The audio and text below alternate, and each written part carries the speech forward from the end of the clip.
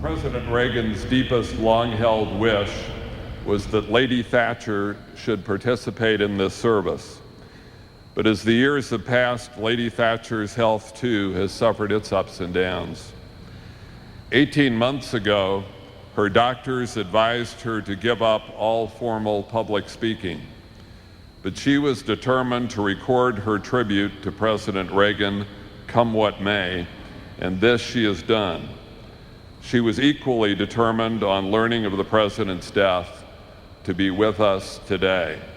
The next voice you will hear will be Lady Thatcher's. We have lost a great president, a great American, and a great man, and I have lost a dear friend.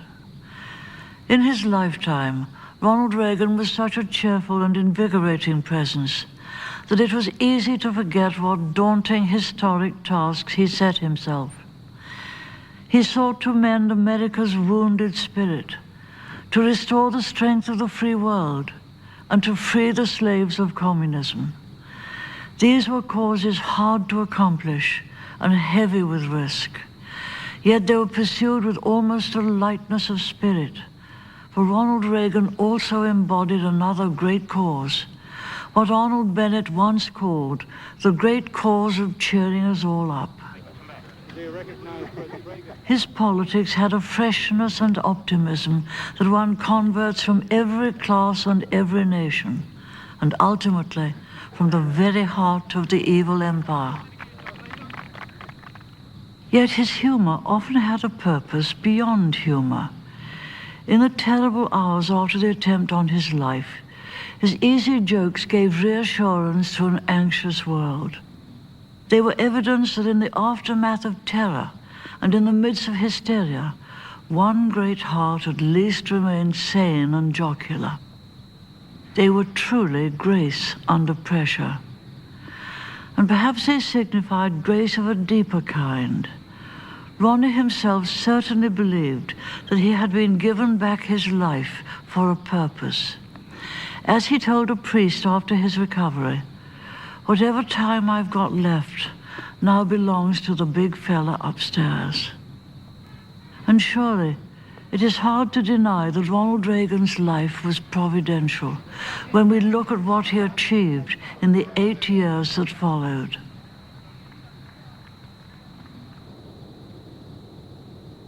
Others prophesied the decline of the West. He inspired America and its allies with renewed faith in their mission of freedom. Others saw only limits to growth. He transformed a stagnant economy into an engine of opportunity. Others hoped at best for an uneasy cohabitation with the Soviet Union. He won the Cold War, not only without firing a shot, but also by inviting enemies out of their fortress and turning them into friends. I cannot imagine how any diplomat or any dramatist could improve on his words to Mikhail Gorbachev at the Geneva summit. Let me tell you why it is we distrust you. Those words are candid and tough, and they cannot have been easy to hear. But they're also a clear invitation to a new beginning and a new relationship that would be rooted in trust. We live today in the world that Ronald Reagan began to reshape with those words. It is a very different world with different challenges and new dangers. All in all, however, it is one of greater freedom and prosperity, one more hopeful than the world he inherited on becoming president. As Prime Minister, I worked closely with Ronald Reagan for 8 of the most important years of all our lives. We talked regularly, both before and after his presidency, and I've had time and cause to reflect on what made him a great president. Ronald Reagan knew his own mind. He had firm principles, and I believe right ones. He expounded them clearly. He acted upon them decisively. When the world threw problems at the White House, He was not baffled or disorientated or overwhelmed. He knew almost instinctively what to do. When his aides were preparing option papers for his decision, they were able to cut out entire rafts of proposals that they knew the old man would never wear. When his allies came under Soviet or domestic pressure, they could look confidently to Washington for firm leadership.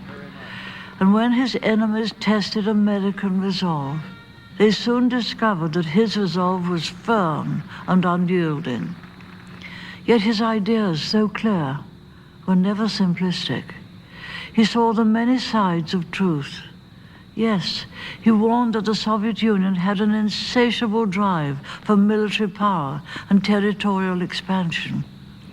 But he also sensed it was being eaten away by systemic failures impossible to reform. Yes, he did not shrink from denouncing Moscow's evil empire, but he realized that a man of goodwill might nonetheless emerge from within its dark corridors. So the president resisted Soviet expansion and pressed down on Soviet weakness at every point until the day came when communism began to collapse beneath the combined weight of those pressures and its own failures. And when a man of goodwill did emerge from the ruins, President Reagan stepped forward to shake his hand and to offer sincere cooperation. Nothing was more typical of Ronald Reagan than that large-hearted magnanimity, and nothing was more American. Therein lies perhaps the final explanation of his achievements. Ronald Reagan carried the American people with him in his great endeavors because there was perfect sympathy between them. He and they loved America and what it stands for: freedom and opportunity for ordinary people. As an actor in Hollywood's golden age, he helped to make the American dream live for millions all over the globe. His own life was a fulfillment of that dream. He never succumbed to the embarrassment some people feel about an honest expression of love of country. He was able to say, "God bless America," with equal fervor in public and in private. And so he was able to call confidently upon his fellow countrymen to make sacrifices for America, and to make sacrifices for those who look to America for hope and rescue. With the lever of American patriotism, he lifted up the world.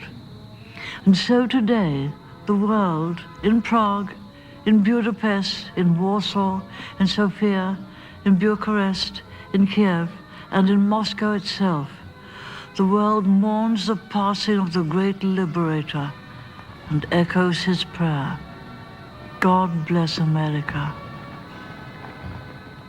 Ronald Reagan's life was rich, not only in public achievement, but also in private happiness. Indeed, his public achievements were rooted in his private happiness. The great turning point of his life was his meeting and marriage with Nancy.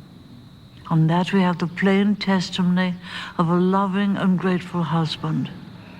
Nancy came along and saved my soul.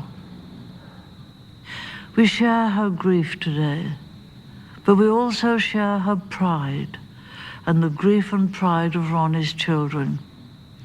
For the final years of his life, Ronnie's mind was clouded by illness. That cloud has now lifted. He is himself again, more himself than at any time on this earth. For we may be sure that the big fella upstairs never forgets those who remember him. And as the last journey of this faithful pilgrim took him beyond the sunset, and as heaven's morning broke, I like to think, in the words of Bunyan, that all the trumpets sounded on the other side. We here still move in twilight, But we have one beacon to guide us that Ronald Reagan never had. We have his example. Let us give thanks today for a life that achieved so much for all of God's children.